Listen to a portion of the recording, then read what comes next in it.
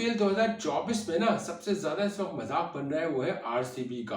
Points table पे सबसे नीचे अगर आप देख नीचे से स्टार्ट करेंगे तो नंबर 1 पे आपको आरसीबी नजर आएगी, और अगर आप टॉप से करेंगे तो सबसे आखिरी में नजर आएगी आरसीबी। मजाक बना हुआ है आरसीबी का। इतने बड़े बड़े खिलाड़ी आरसीबी में शामिल हैं, इतनी बेहतरीन बैटिंग लाइनअप है, लेकिन आरसीबी की कारकर्दगी इतनी बुरी है क्योंकि आईपीएल बिलोंग्स टू बैटर्स। क्योंकि पूरा आईपीएल अगर आप उठा के देख लें तो इस वक्त आईपीएल में हर तरफ से बैटर्स ही छाए हुए हैं। बॉलर्स तो नामुमकिन है कि कोई भी छाया हुआ हो, लेकिन अब ऐसा लग रहा है कि जैसे जैसे टी20 वर्ल्ड कप करीब आ रहा है और जो खबरें इंडिया से आ रही है, इंडियन मीडिया रिपोर्ट कर रहा है, उसको देख के लगता है कि आरसीबी और टीम इंडिया में कोई डिफरेंस नहीं है। मैं इस बात से इसलिए कर रहा हूं कि अगर आप आरसीबी की बैटिंग लाइनअप को उठा के देखें तो मोस्ट स्ट्रॉन्गेस्ट लगती है, लेकिन अगर आप आरसीबी की बॉलिंग लाइनअप को उठा के देखें तो सबसे वर्स्ट और सबसे वीकेस्ट लगती है। इसी तरह जो खबरें आई हैं कि टी20 वर्ल्ड कप का जो स्क्वाड होगा और जो उसमें नाम शामिल हो रहे हैं और जो नजर आ रहे हैं, जो यानी कि प्रिडिक्ट हुए हैं या खबरें किसी ने ब्रेक की है फॉर द सोर्सेज के फ्रॉम द सोर्सेज के जो 15 या 20 खिलाड़ियों का नाम शामिल है, उसमें नजर आ रहा है कि टीम इंडिया भरपूर तरीके से स्ट्रॉन्ग पोजीशन पे है एज अ बैटर के तौर पे। ओपनिंग ले लो, मिडिल ऑर्डर ले लो या हिटर के तौर पे, लेकिन जो बॉलर्स के नाम शामिल आए ना, उससे साफ लग रहा है कि अगर आप मवाजना करें ना तो ना जिस तरह आरसीबी के पास बॉलर्स है ना, उसी तरह टीम इंडिया के पास बॉलर्स होंगे टी20 वर्ल्ड कप के लिए। और इंडिया ये चीज कितना बड़ा रिस्क लेगा ये समझ नहीं आ रहा। मिसाल आपके सामने कि अगर इस वक्त टीम इंडिया से जसप्रीत बुमराह को हटा दिया जाए तो टीम इंडिया के पास क्या फास्ट बॉलर रहेंगे? क्या सिराज इस काबिल हैं कि टीम इंडिया को अच्छी परफॉर्मेंस करके दिखा सकें? आरसीबी में सिराज मौजूद है, नहीं चल रहे। अविनाश खान की परफॉर्मेंस आपके सामने है। अविनाश खान की अगर आप पीछे उसकी इकोनॉमी देखते हुए चले हैं, रिकॉर्ड देखते रहे तो 10+, 15+ की उसकी इकोनॉमी है, विकेट ज्यादा नहीं है। तो अविनाश खान टीम का हिस्सा होंगे तो अविनाश खान क्या इस काबिल है कि बड़े बड़े बॉलर्स के सामने, यानी कि जैसे दुनिया क्रिकेट में बड़े बड़े बॉलर्स होंगे, क्या अविनाश खान को उससे कंपेयर किया जा सकता है? क्या बड़े बड़े बैटर्स का अविनाश खान मुकाबला कर सकेंगे? इसका सवाल आप पे छोड़ता हूं। मेरी नजर में नो। वीकेस्ट साइड सिराज की परफॉर्मेंस आपके सामने है, अविनाश खान। तीसरे नंबर पे आते हैं हरदीप सिंह। हरदीप सिंह की परफॉर्मेंस भी आपके सामने है, पर विकेट टेकर है लेकिन वो रन ज्यादा कंटेन कर रहा है। अविनाश खान विकेट टेकर नहीं है, सिराज विकेट टेकर नहीं है, और लेकिन हरदीप सिंह विकेट टेकर है लेकिन रन ज्यादा कंटेन कर रहा है। तो यहाँ पे अगर आप इन तीनों फास्ट बॉलर को सामने रख के रखें, अगर जसप्रीत बुमराह को अलग करते हैं, अभी जसप्रीत बुमराह का मुकाबला तो कोई नहीं है, लेकिन ये लाइनअप है, मैं ये बॉलर्स का नाम बता रहा हूँ। सेम हाल आरसीबी का है, तभी तो मैंने कंपेयर किया है कि आरसीबी को उठा ले या टीम इंडिया के वर्ल्ड कप टी20 वर्ल्ड कप स्क्वाड को उठा ले। दोनों की टीमों के बैटर्स अच्छे हैं लेकिन बॉलिंग लाइनअप बुरी तरीके से बर्बाद है। उसके बाद आप चौथे नंबर पे आ जाए। चौथे नंबर पे आप किसको लेंगे? मुकेश को लेंगे। मुकेश को लेके जाएंगे तो मुकेश की परफॉर्मेंस भी आपके सामने। पांचवा बॉलर आप हार्दिक पांड्या साहब हो गए, हार्दिक पांड्या हो गए। हार्दिक पांड्या को खबर ये आई है कि बीसीसीआई ने उनको मैसेज दिया है, रोहित शर्मा ने और अजय तगरकर ने डिसाइड किया कि पूरा जो अब तक आईपीएल चलेगा उसके अंदर हार्दिक पांड्या साहब है वो बॉलिंग करते हुए नजर आने चाहिए, और बॉलिंग करते हुए क्योंकि हार्दिक पांड्या की भी जो सिलेक्शन है वो प्लेइंग 11 में, प्लेइंग 15 में तो हार्दिक नजर आएंगे, लेकिन प्लेइंग 11 में हार्दिक की उसी वक्त सिलेक्शन होगी जब हार्दिक की बॉलिंग की परफॉर्मेंस ज्यादा होगी, क्योंकि इंडिया के पास पड़े हैं बॉलर्स शॉट। ये मैंने आपको गिनवा दिया। नंबर 1 जसप्रीत बुमराह, बेहतरीन बॉलर, उसका कोई शक नहीं। उसका साथ कौन देगा? शामी अनफिट है, ठीक है ना। मायने क्या यादव अभी इतना इस काबिल नहीं है कि उसको फॉरेन डायरेक्ट वर्ल्ड कप में शामिल किया जाए। आईपीएल में ये टैलेंटेड प्लेयर्स हैं, लेकिन टीम इंडिया की जो बीसीसीआई की जो करता धरता है ना, वो ये कर रहे हैं, वो चाहते हैं कि ये जो नया टैलेंट आएगा ना, इसको इस्तेमाल करें for the next bilateral सीरीजेस। Risk नहीं ले सकते टी20 वर्ल्ड कप में इन यंग लड़कों को ले जाके, क्योंकि वहां बड़े बड़े खिलाड़ियों से मुकाबला है। नंबर 2 पे आप आ जाए। मैंने अविनाश खान का नाम लिया था, आपको क्या लगता है?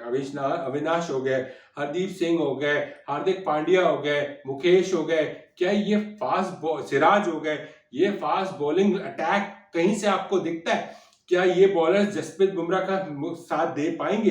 एक एंड से अगर जसप्रीत बुमराह बॉलिंग कर विकेट ले रहा है, या अगर किसी दिन उसका विकेट दिन नहीं रहा, वो रन नहीं दे रहा हो लेकिन विकेट हासिल ना कर पा रहा हो, तो क्या होगा? सवाल ये है कि एक एंड से वो रन तो रोक सकता है, लेकिन अगर दूसरे एंड से अगर उसको सपोर्ट नहीं मिलेगी तो क्या होगा? तो टीम इंडिया का इस वक्त जो नाम शामिल आए हैं टीम इंडिया के, जो मीडिया रिपोर्ट कर रहा है इंडिया से, वो बड़े खतरनाक हैं, क्योंकि बैटर्स के नाम तो पक्के हैं। देखिए आया कि विराट कोहली और रोहित शर्मा जो है वो ओपनिंग करेंगे, शुभमन गिल हो गए, जायसवाल हो गए, ये सब हिस्सा होंगे। 11 में कौन होगा वो बात की बात है। उसके बाद पैंट हो गए, उसके बाद फिर रिंकू सिंह हो गए, फिर सूर्य कुमार यादव हो गए, फिर जडेजा हो गए, फिर हिटर के तौर पे हार्दिक पांड्या हो गए, और भी बहुत सारे खिलाड़ी हैं। केएल राहुल का इस्तेमाल किया जाता है, शियाल हो गए। स्पिनर के अटैक की बात किया जाए तो शियाल हो गए, और फिर रविंद्र जडेजा हो गया। तो बड़े बड़े प्लेयर्स मौजूद हैं, लेकिन ऐसा बॉलिंग लाइनअप अगर आप उठा के देखें तो मुझे तो साफ साफ लगता है कि इस वक्त जो अनाउंसमेंट होने जा रही है टीम इंडिया की, क्योंकि कट आउट टाइम आपको पता है 1 मई तक अनाउंसमेंट कर देनी है। तारीख आपको पता है, चंद दिन रह गए 1 मई को, नाम दे देना है उन्होंने आईसीसी को। सब ने जो जो खेलेंगे T20 वर्ल्ड कप उन्होंने, हाँ वो उसमें रद्दोबदल कर सकते हैं। 25 लास्ट डेट होगी, 25 मई लास्ट डेट होगी, उसके बाद वो रद्दोबदल नहीं कर सकते स्क्वाड के अंदर। लेकिन फर्स्ट टाइम में नाम तो देना ही देना ना, 15 या 14 का स्क्वाड का। तो उसके अंदर जो नाम आया फास्ट बॉलर्स का, उसके अंदर जसप्रीत बुमराह हो गए, अविनाश हो गए, हरदीप सिंह हो गए, सिराज हो गए, और हार्दिक पांड्या हो गए, और फिर मुकेश हो गए। तो ये बॉलिंग लाइनअप के तहत तो इंडिया वर्ल्ड कप नहीं जीत सकता T20। T20 बहुत फास्ट गेम है, और वहां पे एक एंड से देखिए स्पिन स्ट्रांग है इंडिया का, इसमें कोई शक नहीं। लेकिन ये समझने की जरूरत है कि इस वक्त इंडिया कहाँ जा रहा है। इंडिया वर्ल्ड कप खेलने जाएगा वेस्ट इंडीज और अमेरिका में। अभी हम अमेरिका में फर्स्ट टाइम हो रहा है, वी नेवर नो, क्योंकि ग्राउंड भी उनके बहुत टेम्परेरी बनेंगे, तो उस ग्राउंड की पिचेस किस तरह की होंगी उसको हम प्रेडिक्ट नहीं कर सकते। लेकिन ज्यादातर मैचेस जो है, इंडिया हो या कोई और मुल्क, उसको खेलना है वेस्ट इंडीज में। हर को पता है कि वेस्ट इंडीज में स्पिन नहीं चलती, ज्यादा स्पिनर्स को सपोर्ट नहीं मिलती, और फास्ट बॉलर्स को जो थोड़ी बहुत सपोर्ट मिलती भी है वो, लेकिन जिस एंड से इंडिया को सपोर्ट चाहिए, यानी कि एक एंड से जसप्रीत बुमराह बॉलिंग कर रहे होंगे तो दूसरे एंड से कौन सपोर्ट करेगा। क्या हरदीप सिंह में इतनी पावर है? क्या अविनाश खान इतना तगड़ा है? क्या हार्दिक पांड्या इतना तगड़ा है कि वो जसप्रीत बुमराह को सपोर्ट कर सकेगा? टीम इंडिया को जब विकेट चाहिए होगी तो क्या वो विकेट निकाल के दे सकेगा? इसका सवाल मैं आप पे छोड़ता हूँ।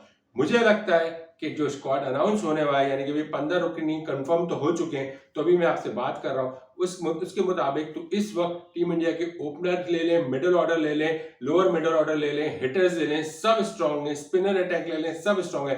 लेकिन फास्ट बॉलिंग अटैक जो दुनिया को रिक्वायर्ड है, जितनी तेज इस वक्त इंटरनेशनल क्रिकेट हो गई है, either for the T20, either for the one day और test match, fast bowlers India को नहीं मिल रहे हैं। उस टक्कर के, उस तप्पड़ के, उस जिस तरह के जो बॉलर्स चाहिए ना, जैसे पाकिस्तान है ना, पाकिस्तान के पास फास्ट बॉलिंग अटैक बहुत क्लास का है। बेशक पाकिस्तान के पास बैटर्स जरूर कमजोर होंगे, इसमें मैं अलग वीडियो बनाऊंगा, लेकिन इस वक्त जो पाकिस्तान ने की जो मैनेजमेंट ने पॉपुलर डिसीजन लिया है, वी नेवर नो अदर ये पॉपुलर डिसीजन हार्मफुल होगा या सक्सेसफुल, ये आने वाला वक्त बताएगा। लेकिन करंटली जो पाकिस्तान का बॉलिंग अटैक है ना, वो इस वक्त दुनिया का सबसे तगड़ा बॉलिंग अटैक है। आइदर दे परफॉर्म और या फिर वो ना, कोई भी परफॉर्म ना कर पाया तो वो अलग बात है। अगर वंस एवरीवन स्टार्ट परफॉर्मिंग तो फिर उनको रोकना मुश्किल हो जाएगा। ऐसे पाकिस्तानी फास्ट बॉलर्स को रोकना आसान नहीं होता।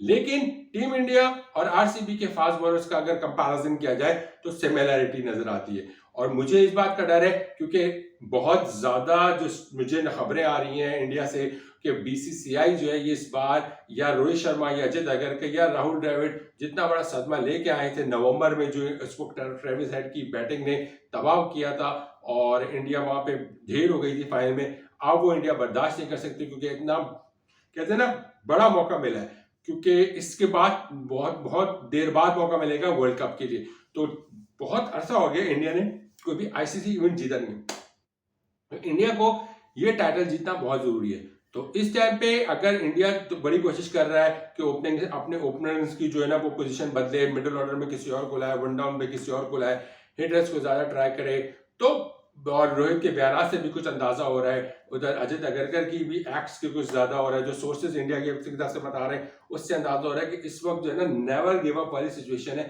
आर या पार वाला करेगा इंडिया, क्योंकि इंडिया के पास अब कोई ऑप्शन नहीं है, इंडिया हार की तरफ तो देख ही नहीं रहा है। तो इस चक्कर में अगर इंडिया हार की तरफ नहीं देख रहा ना, तो मैं बहुत माजर के साथ कहता हूं इस फास्ट बॉलिंग लाइनअप के साथ इंडिया T20 वर्ल्ड कप नहीं जीत सकेगा। क्योंकि देखिए क्रिकेट बहुत तेज हो गई है, आपको हर खिलाड़ी को परफॉर्मेंस चाहिए, और ये बड़ा इंपॉर्टेंट है। हाँ, इनमें इतना तप्पड़ है कि ये मिडल और किसी भी अच्छी टीम का के टेल एंडर जरूर आउट कर सकते हैं। मैं बुमराह को हटा के बात कर रहा हूँ, वरना इनमें इतना तप्पड़ नहीं कि बड़ा खिलाड़ी बड़े प्लेयर्स को ये आउट कर सके। यहाँ टीम इंडिया के लिए मुश्किल आएगी। आप अपनी राय का इजहार कीजिएगा कमेंट्स में कि ये जो ऐलान हुआ है फास्ट बॉलर्स का या जो खबरें आ रही हैं, क्या ये इनमें इतना दमखम है इन 6 फास्ट बॉलर्स में कि इंडिया को टाइटल जितवा सकें T20 वर्ल्ड कप का, जो कि ऐसे बस 1 या 1.5 महीने के फासले पर रह गया है। अपनी राय का इजहार कीजिएगा। अपना ख्याल रखिएगा। अल्लाह हाफिज।